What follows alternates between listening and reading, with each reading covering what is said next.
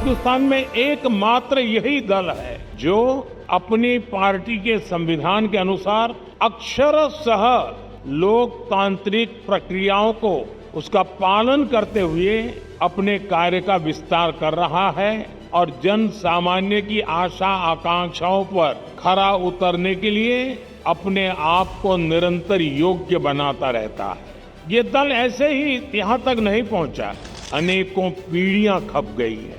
वर्तमान पीढ़ी के अनेक कार्यकर्ता हैं जिनके नाम भी नहीं जानते होंगे।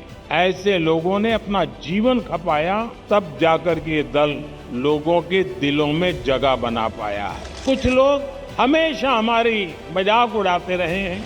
जब संसद में हमारे 2 सदस्य थे तब भी इतना भद्दा मजाक हमारे लिए उड़ाया गया था, लेकिन ऐसी सब प्रकार की आलोचनाओं को झेलते हुए जन सामान्य के कल्याण के लिए समर्पित होकर के नेशन फर्स्ट की भावना को जीते हुए हम चलते ही रहे।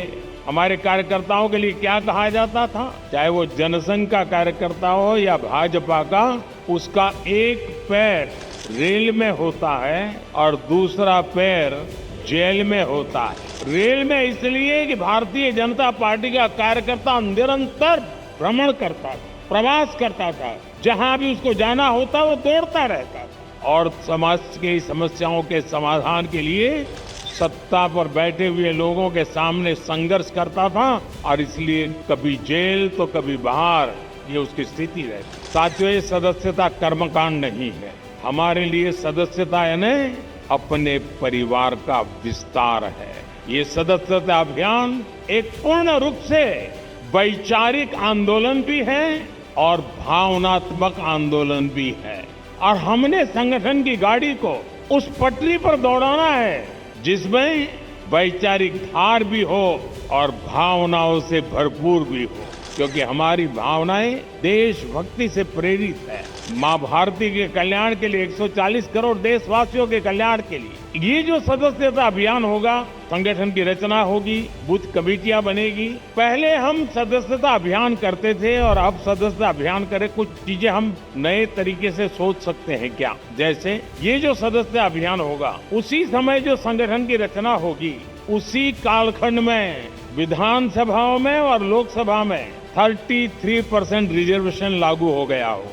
महिलाओं के लिए अगर ये 33% रिजर्वेशन इसी कालखंड में आने वाला है, तो क्या मेरी सदस्यता अभियान में मैं ऐसे सभी लोगों को जोड़ूंगा जो मेरे पार्टी के इतने महत्वपूर्ण निर्णय में अधिकतम महिलाओं को विजयी बना करके एमएलए एमपी बना सके। आपने देखा होगा कि हमने एक बहुत बड़ा आमूलचूल परिवर्तन किया है। किसी समय हिंदुस्तान के आखिरी गांव के रूप में और नेगेटिविटी का जन्म उस शब्दों में ही शुरू हो जाता था। हमने तय किया कि आखिरी गांव नहीं है, ये मेरे देश के पहले गांव है।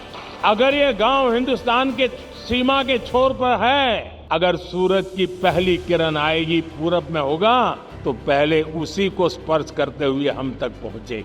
वो पहला गांव, और इसलिए हमने पूरी तरह बदला है विचार। क्या हम एक स्पेशल इकाई बनाएं? जो राज्य सीमावर्ती राज्य है, वे ये जो पहला गांव है उसमें सबसे पहले मेंबरशिप का अभियान चलाएं और पूरे के पूरे गांव को भारतीय जनता पार्टी का किला बना सकते हैं। और जो सीमा के आखिरी छोर पर बैठा हुआ वो गांव जब भारतीय जनता पार्टी का किला बनता है ना, तब वो भारत का किला अपने आप बन जाता है। तो मेरे लिए सदस्यता ये सिर्फ पार्टी का नंबर बढ़ाने के लिए नहीं, मेरी सदस्यता मेरे देश को मजबूत बनाने के लिए भी है और इसलिए मैं उन गांवों को किला बना के छोड़ूंगा। ये सब मुमकिन है लाखों कार्यकर्ताओं के तपस्या के कारण। मेरे सामने 18-25 साल का उम्र का नौजवान, वो मेरे 2047 के सपने का सबसे बड़ी शक्ति का स्रोत है। 2047 में मेरा देश विकसित भारत बनेगा। आज देश के गरीब का सबसे अधिक विश्वास हमारी नीतियों में है, हमारे निर्णयों में है, हमने लिए हुए रास्ते से मिले परिणामों में है और इसलिए हमें उस सामर्थ्य के साथ आगे बढ़ना है। मुझे पक्का विश्वास है नड्डा जी के नेतृत्व में पार्टी की संगठन की शक्ति पूरी तरह लगी है, तब ये सदस्यता अभियान पुराने सारे रिकॉर्ड तोड़ेगी। आप सबको मेरी बहुत बहुत शुभकामनाएं। भारत माता की, भारत माता की।